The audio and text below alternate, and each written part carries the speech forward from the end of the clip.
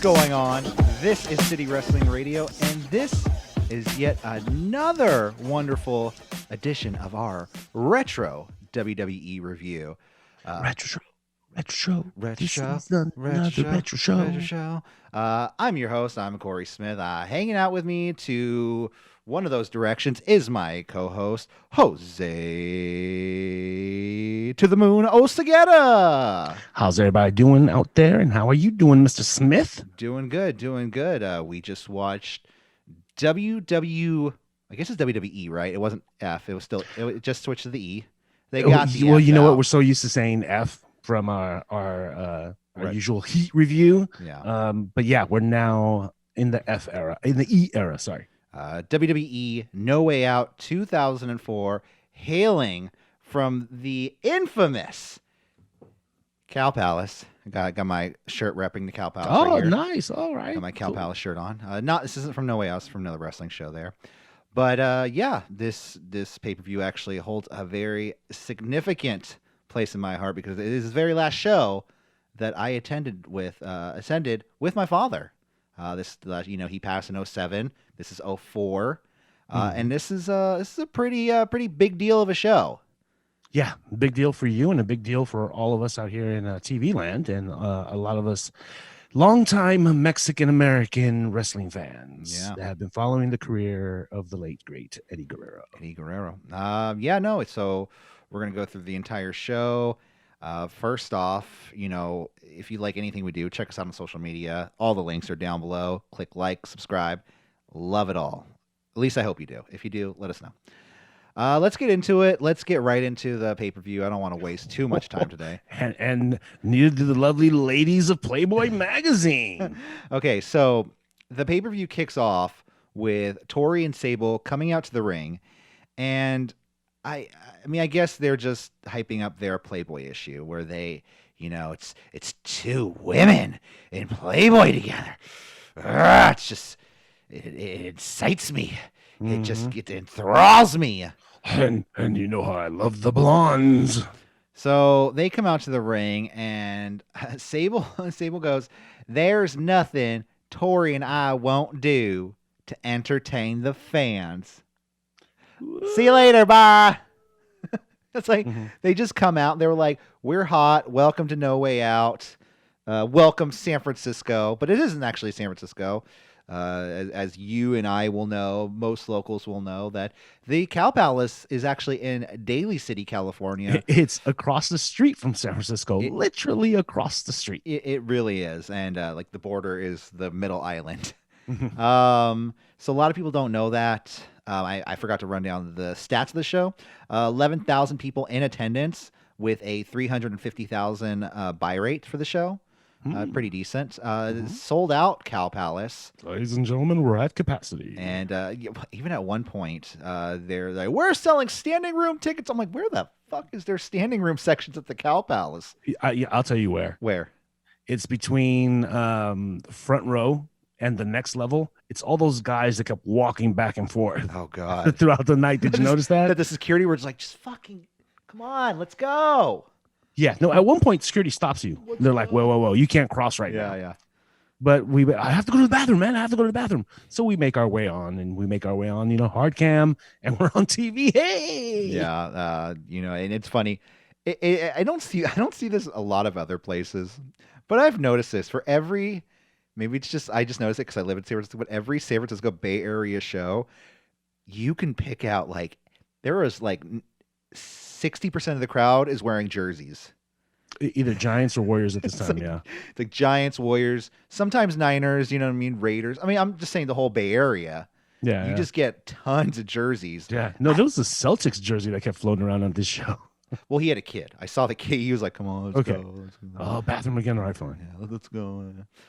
You know what's weird about Cow Palace too? What? Hard cam side, right in the middle. I was just about to say that. There's this gap where you see between this guy's legs, and he's just sitting there at the second level. Yeah. Nothing in the front row. At the second level, he's just sitting there looking at you. It's the weirdest thing, yeah. But yeah, like I said, Cow Palace, and the entire night, WWE, the announcers, I'll give it.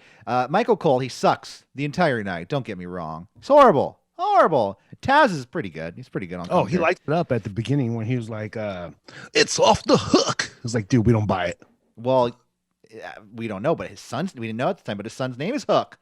So there you go. He was giving a shout out to his son Hook. But no, the entire night they really are hyping up the history of the Cow Palace, mentioning people like Pepper Gomez, Pat Patterson, Roy Shire, throughout the entire night. You know what I mean? Which I thought it was awesome because I always thought San Francisco kind of had not a bad rep, but like I never felt the love from WWE when I was a kid. Like you would see them in New York like 20 times a year.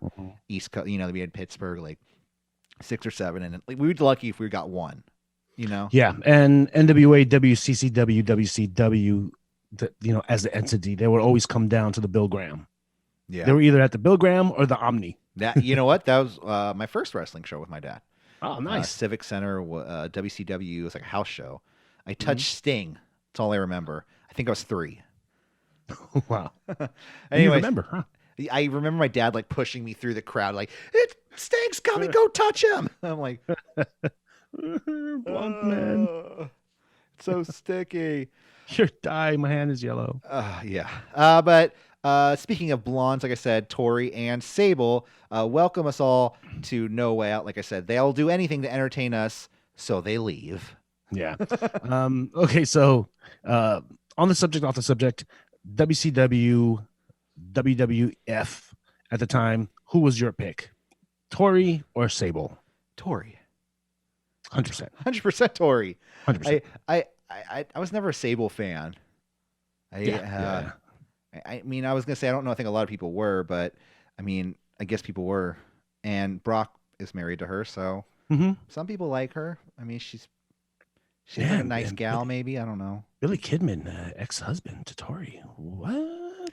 That's true. Yeah. Billy Kidman must got game. Or just a huge schlong. I don't know. But we kick it off with the first match of the night. The Basham brothers. I forgot they were a thing, dude. Doug and Danny Basham. And their dominatrix-esque manager, Shaniqua, are taking... Who can fill China's boots? They really were just like trying to find some sort of China-esque character, like a very muscular woman. You know what I mean? And nobody can. China is China. China will always be China. Nobody. There were many imitators, but no recreators. So they're facing Rikishi and Scotty Too Hotty for the WWE Tag Team Championships. These are the SmackDown tag titles because this is a SmackDown exclusive show. This is when they were doing the 20 odd pay-per-views a year. Yeah, that was strange. And they must have ran out of names because No Way Out equals NWO. Well, didn't they bring back, and isn't that how they brought back the NWO? They brought him back at No Way Out. Yeah, I think so. Yeah. But yeah, this whole show though, like, I felt like the show went by pretty fast. It went by really fast, and it was pretty exciting. There was a lull in the middle, and it's a real good. You know what? This speaks a lot to nostalgia because I felt very nostalgic for a lot of these wrestlers and a lot of these scenarios that they're in. And the last 3 matches were super awesome. So I give it, nostalgia alone, 4 stars out of 5. 4.5 maybe. The Basham brothers and Shaniqua versus, I guess, kind of cool, the team of Rikishi and Scotty Too Hotty. Massive ass cool. So Scotty Too Hotty and Doug Basham start this match off. Both teams go back and forth. Rikishi teases a stink face early on the match to Shaniqua, but she evades. Scotty goes for that worm, but gets cut off at the M by Shaniqua. Basham's building heat on Scotty. That's when Rikishi goes for the bonsai bomb on Shaniqua, but Rikishi is cut off by the Bashams, and they hit a kind of like a double arm power bomb, like they both kind of push him off the top of the turnbuckle pretty much. Yeah. Rikishi barely beat the 3 count when they went for the pin, like to the point where I think the ref might have messed up, and I think there might have been a 3 count. Then eventually we just get the bonsai drop to Shaniqua, the pin and the win. So. Sneak was actually a little bit more impressive than I remember. Yeah, I don't remember a lot of Shaniqua except for that her name and that she was apparently a dominatrix. Yeah, yeah. Or like she had just had a whip, and she would whip two bald brothers. Yeah, but she was doing basics, body slams, just taking bumps, regular bumps. So decent. She was decent, but I don't remember the Bashams at all. So this match was kind of trash. Well, okay. Well, I went to the pay-per-view. That's the thing. But this was like at the point in my life where like I kind of like didn't really watch wrestling that much. Like I kind of gave up in like 2002, 2003. You know what I mean? And then I kind of paid attention. And then my dad was like, "Hey, you want to go?" I was like, "Yeah, sure, whatever." But yeah, the Bashams, no. Yeah, no, it's the same thing with me. This is when WCW was destroyed, so I totally lost interest at that point. But I did keep up during the invasion times, but then that got really stale, so I kind of I throw in the towel. Yeah. But when I heard that Eddie Guerrero was making a run at the championship, I was like, this might be interesting. So I started watching here and there, and you know how the internet is. Yeah. So then we go to probably the most questionable match of the night. Jamie Noble versus Nidia. It's Nidia, right? Not Nadia. Nidia. Nidia, former Tough Enough contestant. It was. This was not just a regular match, but this was a quote unquote boyfriend versus girlfriend blindfold match. That is the exact match it was. It wasn't just a blindfold match. No. It's boyfriend, girlfriend, boyfriend yeah, versus girlfriend. I have it in my notes. Where just the man gets blindfolded. Which, Well, it's because, per the gimmick and per the storyline, she was blinded for the longest, and he was using her as an excuse to get wins. And you know how the old classic, pull my damsel in front of me so you don't punch me. He was doing that type of stuff. Well, he took that shit one step further. He was just like throwing her into the ring. Yeah. You know what I mean? So the story is that Jamie Noble and Nidia became trailer rich, new rich, whatever you want to call it. And they were spending their money on, frivolous shit. I think they went to like Outback, like, we're going to Outback Steakhouse. Yeah. And that's when Tajiri eventually spit the mist in Nidia's eyes, causing the only person to ever be blindfolded for an extended amount of time. Exactly. She was actually blinded for weeks on end. That's when Jamie Noble started using her as a shield and throwing her in matches to get like the DQ and things for himself. So did Nidia win Tough Enough with just the Maven? I think it was her and Maven, right? Or they both won? Yeah, they both won. Yeah, because it was a man and a woman. Oh, okay, then just the Maven. Yeah. Just I say that because Tajiri used to make fun of that dude. Maven, just the Maven, just the Maven, just the Maven. Nidia. So okay, let's see where am I at. Let's see. Sorry, the beginning of the match. Beginning of the match. So Nidia had this match turn into a blindfold match on the last SmackDown going into No Way Out when she revealed. So it was a legit match at first? Yeah, it was just a legit match, and then they had it turn into a blindfold match. Damn, that sucks. So Nidia tripping up Noble to just kind of like falling behind him, tripping Noble every chance he gets. And that's when Michael Cole's, yeah, go get him, girl! Go get him, girl! Michael Cole the entire night was insufferable. Okay, like I had to turn it down a little bit, dude. He was like cartoonishly bad at times. He was, like the go get him girl line, like it was 2004. Like that's not even. I think at this point JR actually left and he wasn't in people's ears anymore. Yeah. So that probably had something to do with it. Go get him. I just want to hear Vince. Oh, go get him, girl. Say that, Michael Cole. Yeah. Say it like, go get him, girl. Or it was Stephanie practicing her chops at Gorilla. Say, go get him, girl. Yeah, it could be. Absolutely. Nidia pantses Noble. Then we have a leg scissors takedown to Noble. This entire match, Michael Cole is pretending that this match is just hilarious. Like he's just like, oh my God, can you believe? Oh my God, she pulled his pants down. Bad. Noble then lifts his hood behind the ref's back, tosses Nidia off the rope, applies the dragon sleeper to Nidia, and makes her tap out. So to kick off this pay-per-view, we have two matches with two men beating two women. Mm-hmm. I mean, that's just how it is. Mm-hmm. Yeah, and I'm not saying like it's. I'm not sitting here saying like, oh, it's sexist or anything. but it is what it is, and you can take it how you want and think of it. It's 2004, man. Yeah. This match was not good at all. Didn't really like it at all. I don't know why they had this match. I don't know why if Nidia was really that bad of her, but she did a leg scissors takedown. She hit some moves in the match that it was questionable to me why they. It's because she was there is no NXT at this point. OVW, I don't know where they're at this point. I don't think they have a working relationship anymore. So they were forced kind of between developmentals.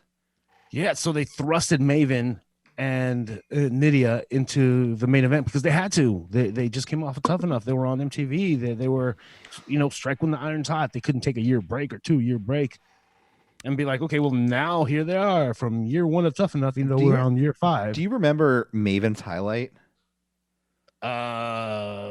Wrestling Tajiri and Tajiri referencing to Maven as just a Maven? No.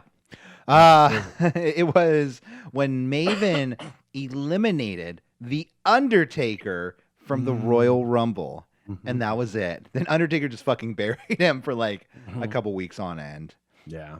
I mean, that's just what they did with Tough Enough, Ask the Miz that. I don't want to date myself, but I mean, he's probably gonna be champion for a little while, dude. Yeah. That's why I don't want to expose the business here.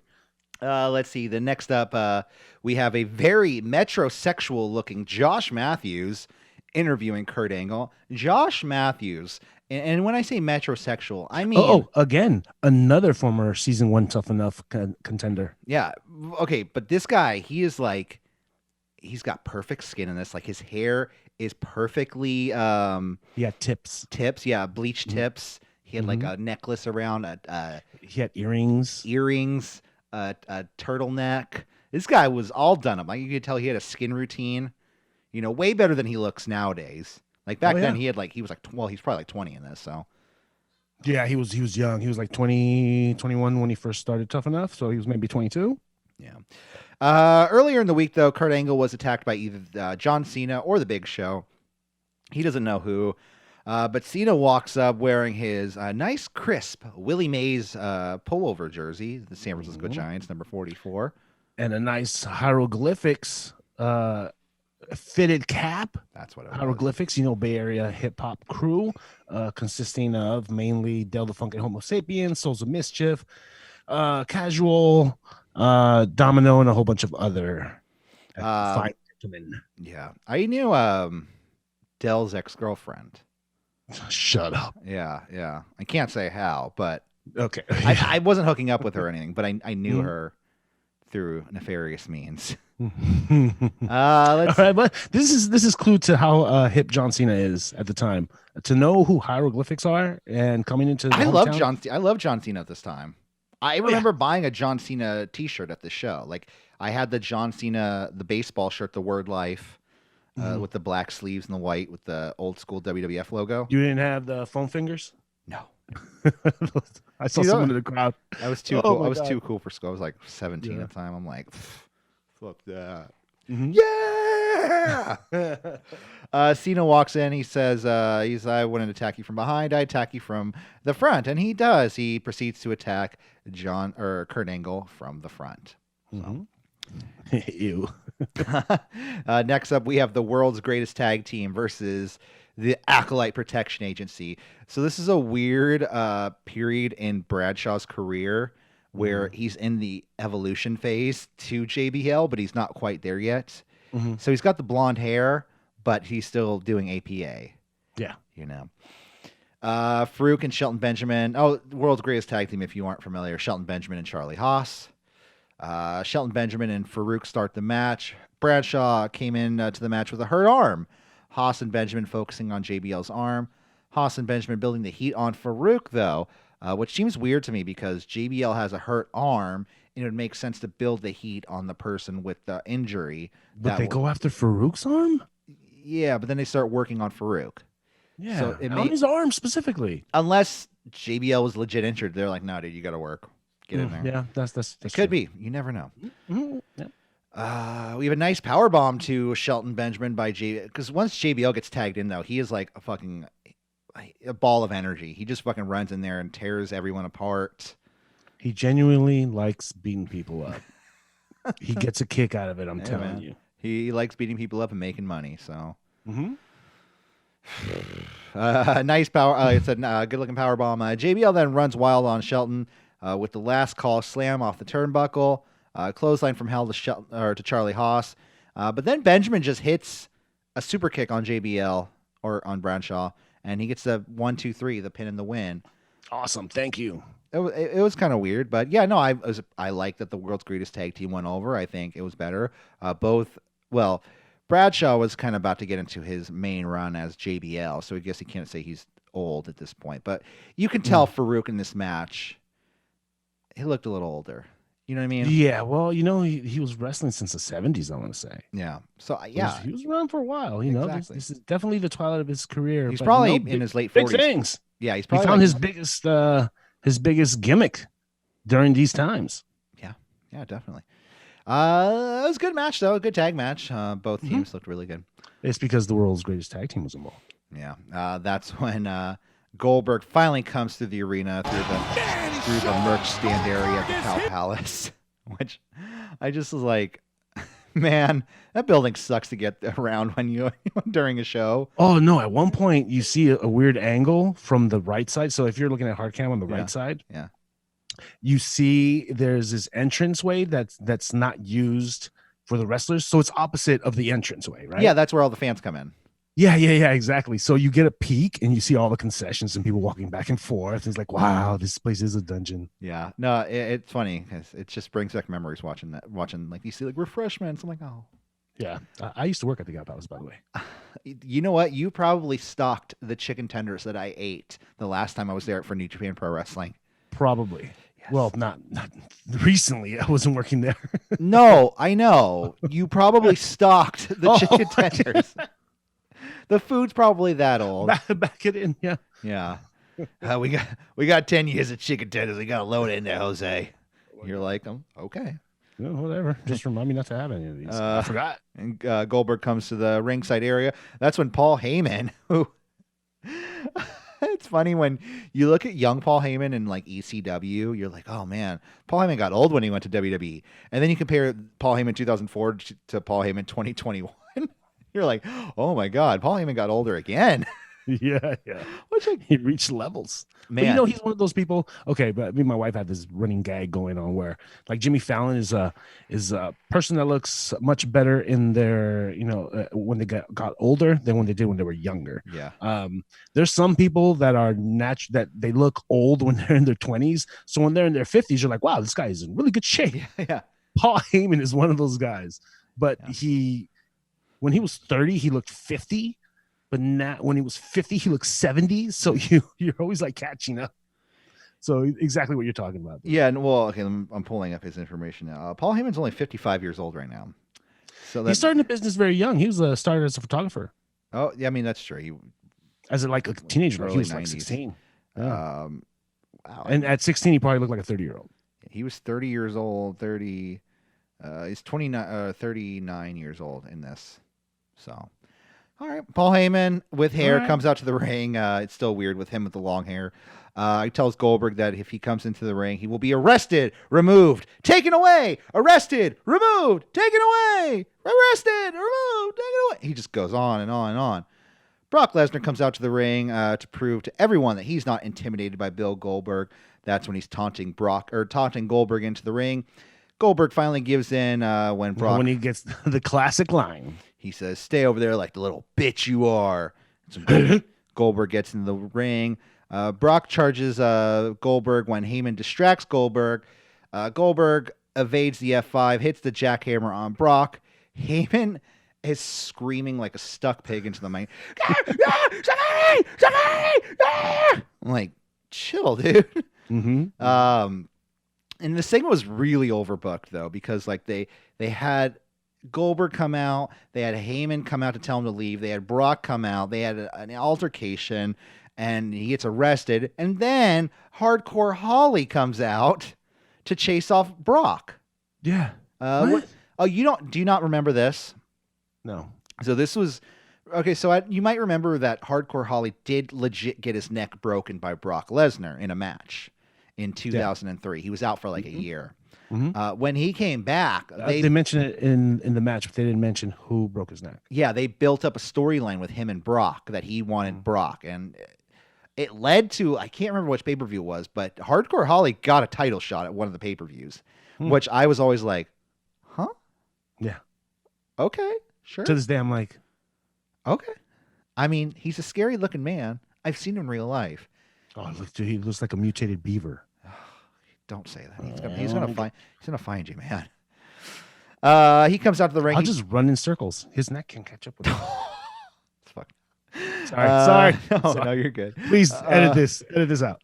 Hardcore Holly and Rhyno, they have a match because we need a lull match to let everyone's excitement settle in from Goldberg and Brock. To me, it feels like this is the main event of Sunday Night Heat, and we're about to get into the pay-per-view. Let's see. I tuned out for this match, dude. I'll be honest. This was a boring ECW burial. The only thing I wrote down was there's an Alabama Slam to Rhyno, the pin, and Holly gets the win. See what I mean? Alabama Slam? Come on. That was smooth. On Rhyno, your former ECW heavyweight champion?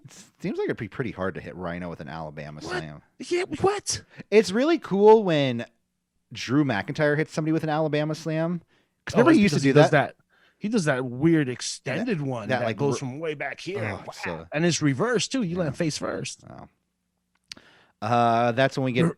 Dude, can we just talk about how massive Paul Heyman made Rhyno look in ECW, and the moment he steps into a WWF ring, he looks like one of the hillbillies. Oh, you mean the way he's booked, right? Yeah. Well, Rhyno didn't originally sign with WWE, so that's his fault. He doesn't get booked. Yeah. It's not Vince's guy. What about my guy? It's Hardcore Holly. He's Sparky Plug, damn it. Undertaker then teases fucks with the entire Cow Palace audience and makes us all think he's there, but he's not. He's probably at home divorcing Sarah. Undertaker hits a teaser video for WrestleMania. It just shows pictures of Kane. He says 28 days. I think it was 28 days, right? Something like that, yeah. Yeah. And Michael Cole's like, wait, 28 days? That's WrestleMania. I just put two and two together. I'm like, yeah, you fucking idiot. Sorry, this is a fucking idiot. It should be on your calendar. Come on, man. Yeah. Then we go to Chavo Guerrero versus Rey Mysterio, a fantastic match, a match I really enjoyed. So this match is the fallout between the Guerrero feud. Chavo basically turned on his brother a few months ago back on SmackDown. They had a feud going back and forth, and that's what did I say, brother? Yeah. Okay, uncle. I knew that. Okay. I know you. Chavo Classics is his brother, right? Right. Chavo Classic. Yeah. What? That's Eddie's brother, right? Yeah, that's Eddie's brother. Yeah. Eddie was the baby. So one day Eddie Guerrero was knocked out in the bathroom. That's when Ray was like, "You did this." Dude, you know what? Chavo's like, hey, bro, I had nothing to do with it, okay? Yeah, no, watching this actually gave me a very dark feeling, knowing the way Eddie passed away. And wait till we get to the main event. Yeah, and the likes of how he passed away. So it really hit me a certain kind of way when I saw him lying in the bathroom. I was like, oh, fuck. Well... Yeah, there was that scene where somebody said, who was the general manager at the time? Paul Heyman, right? Mm-hmm. He comes into the bathroom and he goes, "What? He just collapsed like that?" I was like, "Oh, fuck! God damn it!" Like, why'd I pick this pay-per-view to watch? Yeah. Why? So it's Chavo is accompanied to the ring by his father, Chavo Classic or Chavo Guerrero Sr. And Ray is accompanied to the ring by a very tiny guy named Jorge Paez. Jorge, El Mero Mero Paez, former lightweight champion. I don't know if it was WBO, IBF, but he was, a famous boxer. He was named Mero Mero, a.k.a. what do you call it? Not a gymnast, like an aerialist or the acrobat. Okay. The acrobat. Because he used to do a front flip. He used to hold onto the top ropes and then front flip into the ring. Okay. And yeah, he was a champion around the time Cesar Chavez was, the shit. And this guy was, pretty good. Okay, so I looked him up though, and his last match was like in the 90s. Oh yeah, at this point he was, he was over the hill. I was like, who? Because didn't you see him? He kind of like he walked looked into old. the ring, kind of like whoa. Then he had the old man shoes with no socks, right? Dude, okay. He was dressed like he was going to a 1920s like zoot suit for a party. Yeah. This guy is like 5'6" maybe. Probably like 120 pounds. He has shoes with, heels on them with boosters. And he was Rey Mysterio's height. Given he had an orange jacket, so he read the crowd. He was smart. He said Giants all the way. Mm-hmm. Fuck the Dodgers. He did that and he knew it, so he did that. But he comes out to the ring and he's just like, who is this guy? Mm-hmm. Yeah. Like, I know you just told me who he is, but I'm just like, why is he here? Is he like Ray's friend? Like, they would have had a better time pumping this guy up in the LA market. Does Ray like have like on call like boxers and MMA? Because he had Cain Velasquez fight for him. Mm-hmm. Was Jorge Paez like going to be scheduled to have a fight with Chavo Classic? You know what I mean? Yeah. He was only there to knock Chavo Classic out. Yeah, no, I'm sure Vince was like, hey, yo, who can you bring so our Mexican American audience or our Hispanic audience can relate to? Who's some of the legends? Who should I bring in? Well, my friend is Jorge Paez. I could talk to him. Why go for Oscar De La Hoya or something? They probably did, and he wanted like millions. Who's next on the list? Who's this Jorge Paez? Yeah, because Vince can't read. I don't think Vince can read. Sorry, that's just some of the things he said in the past. No, he just reads Carney. He said one time svelte as slevet. What? The word svelte. Yeah. He said slevet. Oh, look at you! You're looking very slevet. So hold on, I already said that. So this is the match starts out, and it's actually shades of WCW Cruiserweights division, because these two were fucking two of the cornerstones of WCW's Cruiserweight division. A lot of sunset flips, a lot of. Aren't they fighting for the Cruiserweight Championship that came from WCW? They are fighting for the Cruiserweight title at this point. And the lineage came from WCW, right? Yeah. Oh, it was the light heavy. Remember, it was the light heavyweight title. Yeah, but I thought when the invasion happened, they brought over the Cruiserweight title. Yeah, they just kept it. Yeah, so it has WCW lineage. Yeah. I guess it does. It's not like the remade lightweight title, and then they renamed it. No, No, I know. I think they actually brought it over. They unified them. Okay, they unified the titles at one point. Just as good. Paez knocks out Chavo Classic. He's ejected from ringside, and he plays it off pretty well. He's just like, what? Come on. Okay. And he did do his little boxing shuffle. Yeah. Ray hits a plancha to both the Chavos. Springboard leg drop to Chavo Jr. in the ring, followed by a kick out. Dude, and these ropes are very loose. Yeah, no, they're pretty bad. Then we have an atomic gutbuster to Ray by Chavo, but Chavo lands on his leg weird. I don't think he was working this. I think this was a legit injury he might have had. Yeah. Because he lands on it wrong, and they even try to call it a backbreaker, and I'm like, that was a gutbuster. No, yeah. That was clearly a gutbuster. Come on, guys. Come on, Taz. You can't call that move. This is a gutbuster, Taz. He's gonna lift him over his shoulders and then slam him into his knee. This is technique by Korey and Taz. Taz is gonna fucking hate me if he ever meets me. Chavo begins. Hey, kid! I heard you were mocking me on your podcast. Huh? Yeah. Hey, Hook, get him! Get him, Will Hobbs. No, he's my friend. Yeah. So this is like Chavo's best match so far in WWF, right? Well, I mean, he's had some decent matches here and there. I mean, he was tag team champions with his uncle Eddie. Mm-hmm. Chavo begins to slow down the match with a series of holds. Ray hits a moonsault that Chavo barely catches Ray on. We have a 619 to Chavo, but Chavo, I did not like this part of the match. So Ray hits a 619 and goes for the dive to pin him, but Chavo just rolls through and hits and locks him into a Boston or like a half crab, then he no-sells.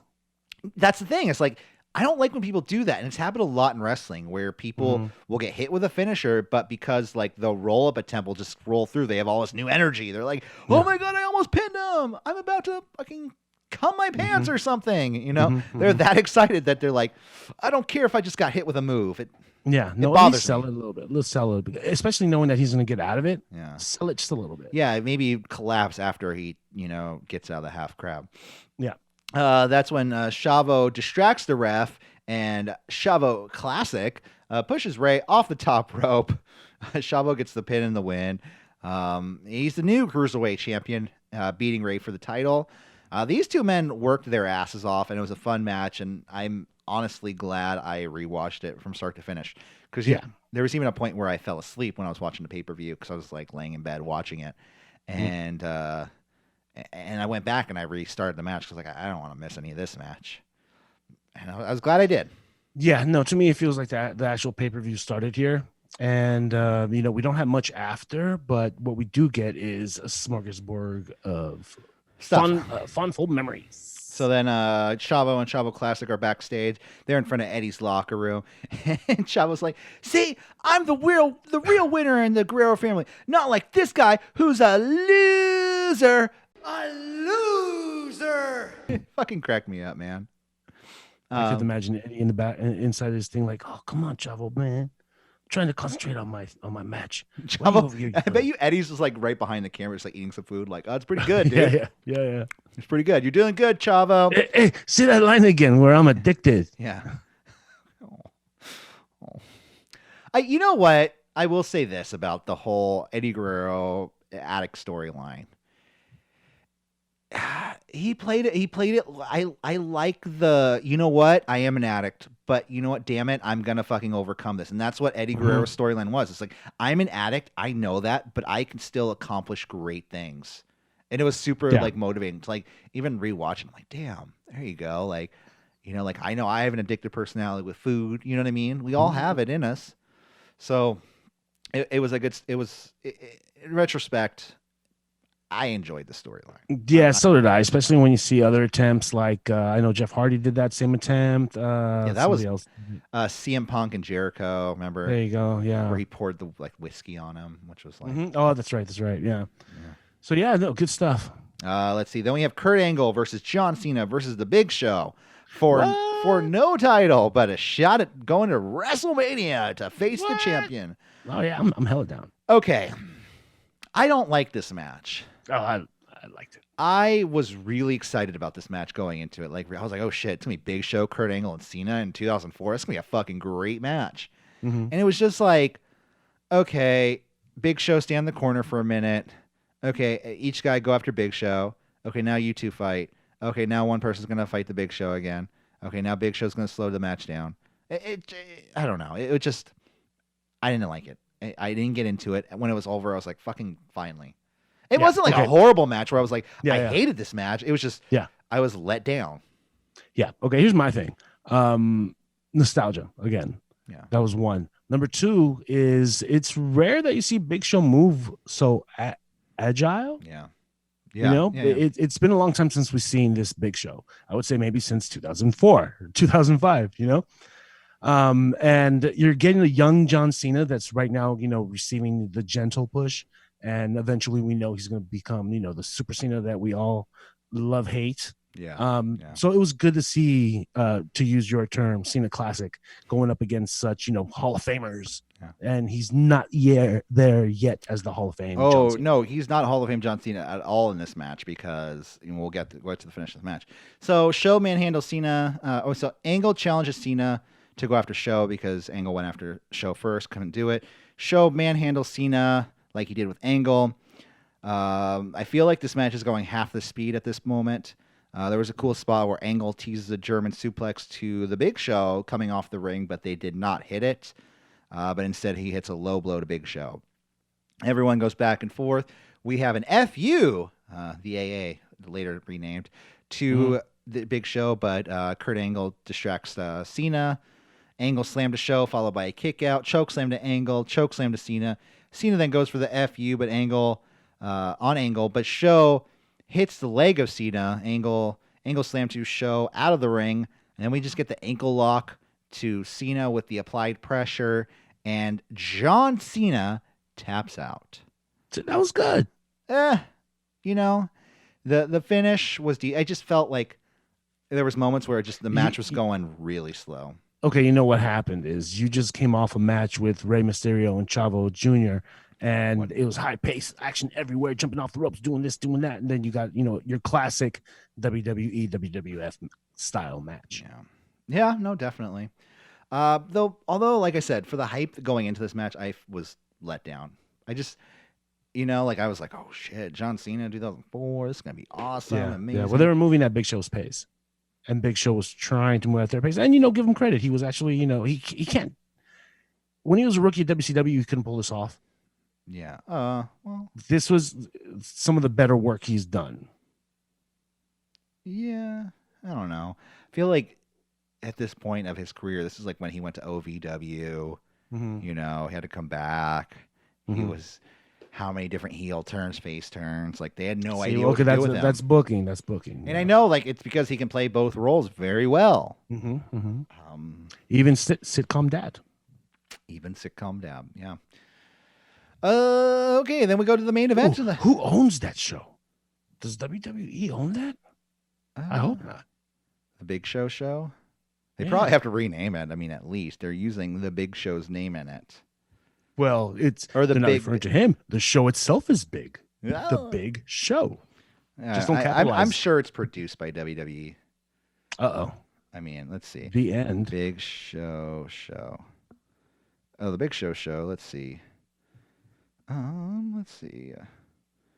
I'm going to pull this up because information that I'm doing.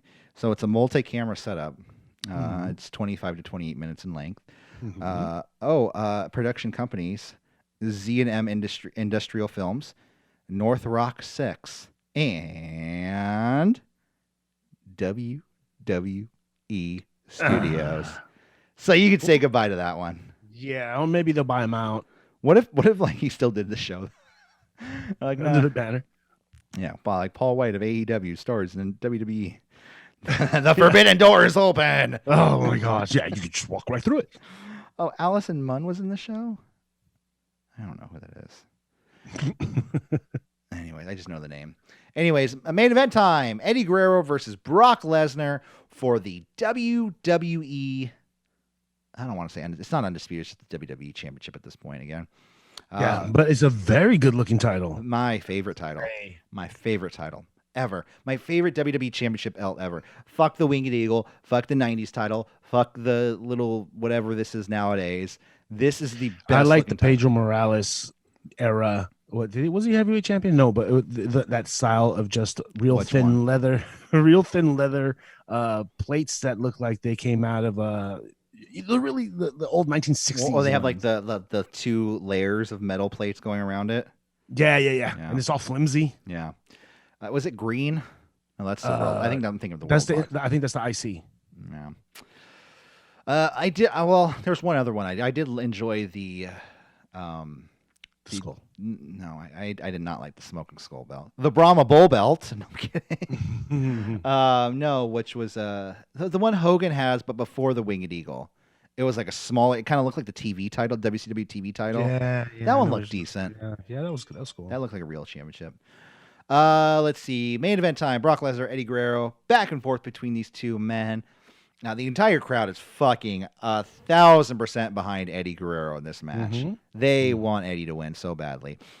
And actually, going into this match, this was like, they built it up for a few weeks. What it was is, was this when Chris Benoit, right, won the Royal Rumble and chose to go after Triple H? I think so. I think so. Champion at Raw. And you know what? Saying Triple H, champion on Raw, that sounds pretty much right. So then they had to find a number one contender for Brock Lesnar's title. They had the first ever Royal Rumble match on SmackDown. At this time, that's when Eddie Guerrero won this, became the number one contender. leading into a few weeks of build between the two men. A lot of you might remember Brock Lesnar's infamous mariachi auditions. Oh, yeah, that's right. I do, dude. Now that you say it, I just remembered. Oh my god, that was him coming out, with the fucking with sombrero and just like I think he had maracas, but a poncho. It was very racist. It was very racist. Some of the stuff Brock does, that the money in the Brock. Although, oh my god. Seeing Brock Lesnar come out just like, yeah. It may be racist, but damn. Oh, it's 100% racist, but fuck, it was hilarious. The visual of Brock doing that is like, dude, you're a clown. You're worse than the clown. You're clown shoes. Yeah. So Eddie does a Hurricane Rana, but Brock transitions into a power bomb. Brock is just beating the shit out of Eddie Guerrero at the beginning of this match. And this is when Brock had way more offense too. So this wasn't just like German. This was like fucking running knee, fucking a power bomb. Yeah. Brock's kicking Eddie's ass in the beginning of this match, controlling pretty much most of the match. Eddie struggles to drag Brock to the ring post, trying to work on Brock's leg. We have a nice a fisherman buster to Eddie Guerrero, but I think it's funny because he did the Ryback thing. Did you ever notice? That? Remember Ryback? Huh? Remember he would do the fisherman buster, but he would walk around, like he would lift his legs up. Brock did that for a second, and I'm like, what are you doing, Brock? Yeah. Eddie's not how strong I am. Eddie's big. Don't get me wrong. He's very muscular, but he was 5'9". Come on, he can't weigh that much, especially for these. But guys. That just goes to show how much Brock really, respected him. Yeah. Definitely. I mean, compare like match like this to a match he had with Dean Ambrose years later.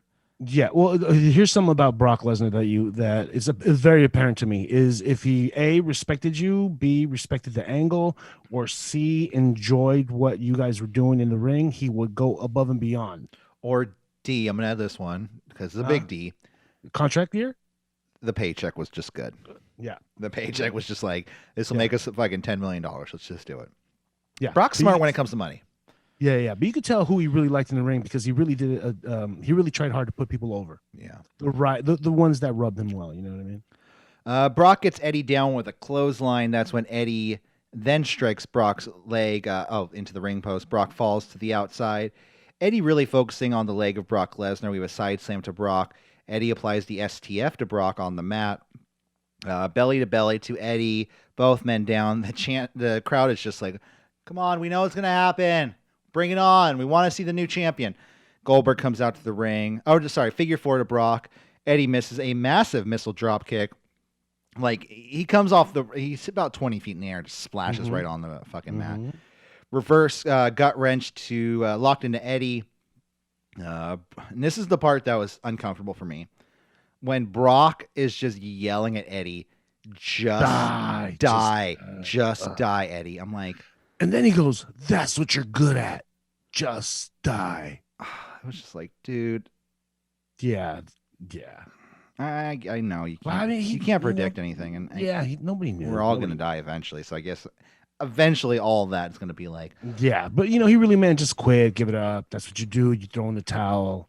You when it gets crazy, you give up, and you're gonna go back to the alcohol. Yeah. Headbutts to Brock. Head scissors takedown to Brock. Three amigos to Brock. Brock goes for the F5. Okay.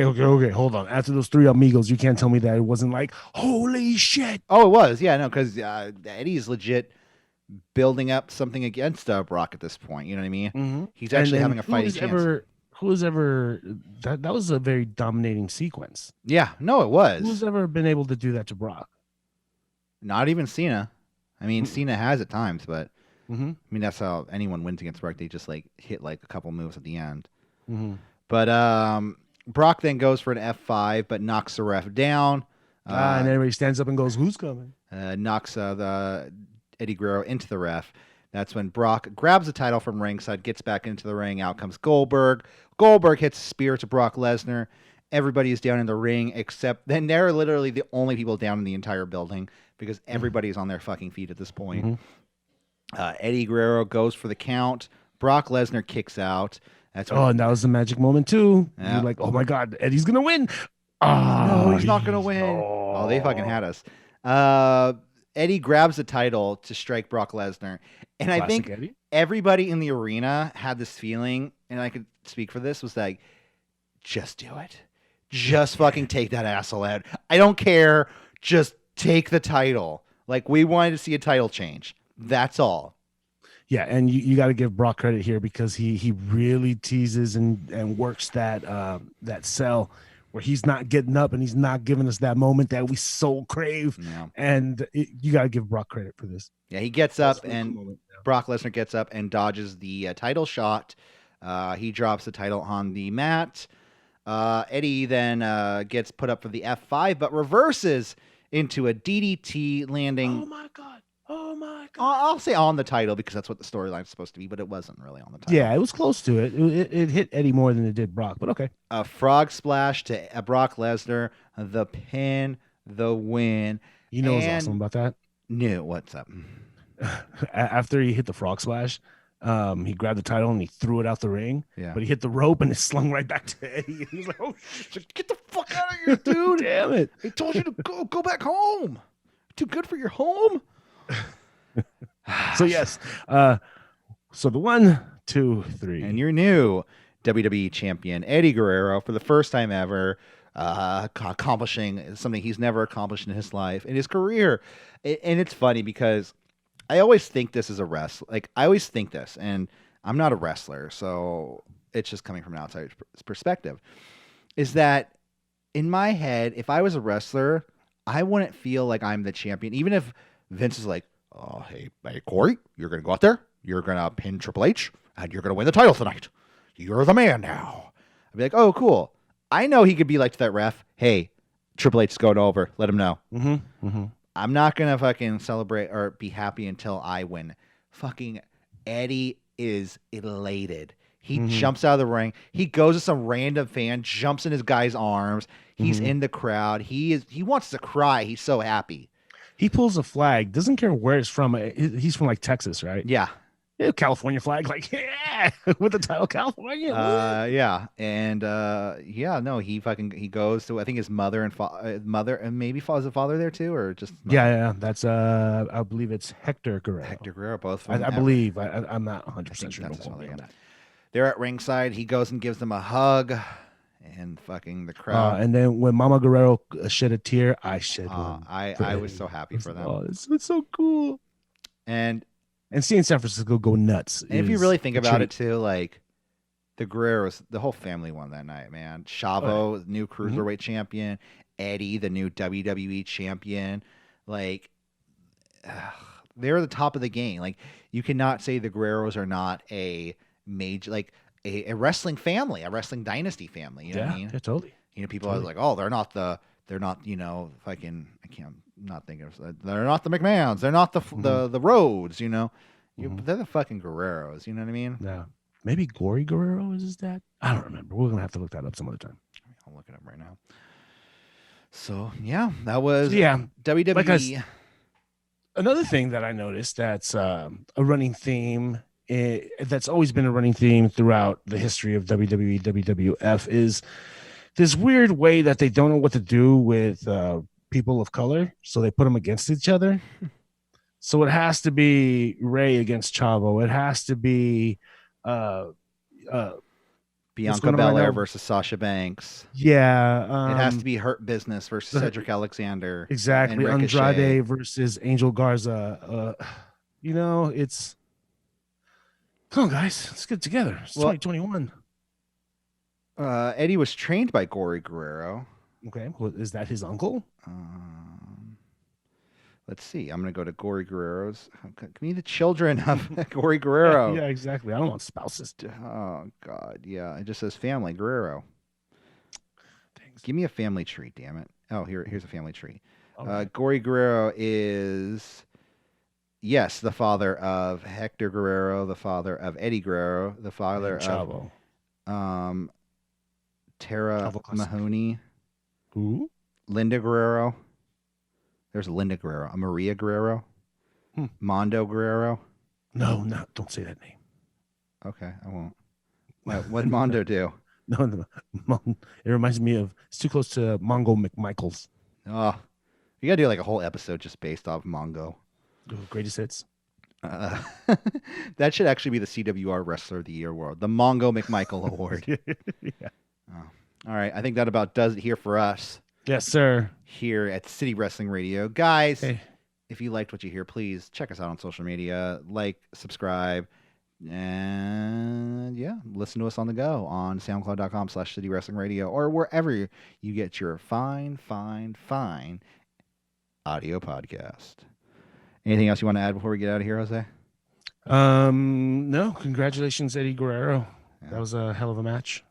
MVP of all-time great match. 2004. Yeah. And I can't say that, but every time I look at it, I'm just like, I was fucking there. And I hate to say it over and over because people are like, shut up, dude. They're good or whatever.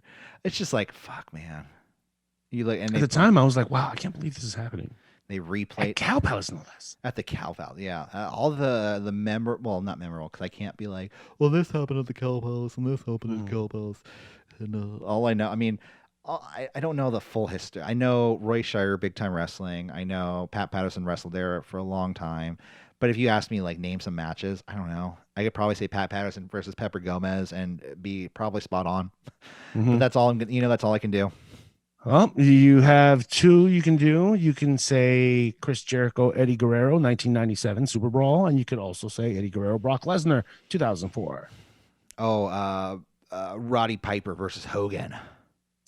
Roddy Piper pretty much lived at the Cow Palace. He fucking lived at the Alcatraz going into that match. Yeah. We should just do a Oh, by the way, they showed a little clip of Alcatraz. They're like, oh, I wonder if Goldberg's going to go there.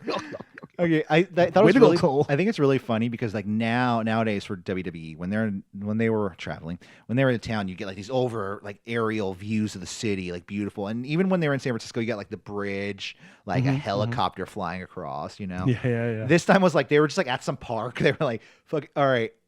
Okay, it's foggy. Okay, there's that building. It looks like a triangle. Looks like a star. There it is. Yeah, no, Tori got there on a Friday and she wanted to go sightseeing. So they slapped the camera on her and said, here, just take a couple pictures of the bay. And another thing, too, this is before camera phones. So, like, you can easily see some woman in the front row, like, click. Yeah. Click. You know what I mean? Using the disposable cameras. That movement Corey's doing with his thumb, that's like winding and moving the film on the camera for those of you young. Yeah, if you guys don't remember disposable cameras, like it totally hit me too. Like leaving that paper, like watching this pay-per-view, I was like, fuck, I remember like you would go, remember like, say like your friends like, hey dude, you want to go to the beach? Or you want to go camping? You're like, yeah. You go to Safeway, you're like, let me get some wieners, let me get some buns, some ketchup. You know what? I'm gonna grab this disposable camera too. It's only $1.50. It's only, what the hell? Like the memories, Yeah, it's memories. And then it would just sit in your fucking shelf for like 5 months. You take 2 pictures and forget about it, and then Or it would have like 20 pictures, and you would take like 13, and then you just like have all these like photos of like a summer, and all of a sudden like 7 pictures of just like your house. Like here's my cat, here's this, here's that. I just need to fucking turn it in. And here's the dent in my car. Yeah, exactly. All right. Well, that about does it here for us. Have a wonderful day, and we'll see you guys later. Goodbye.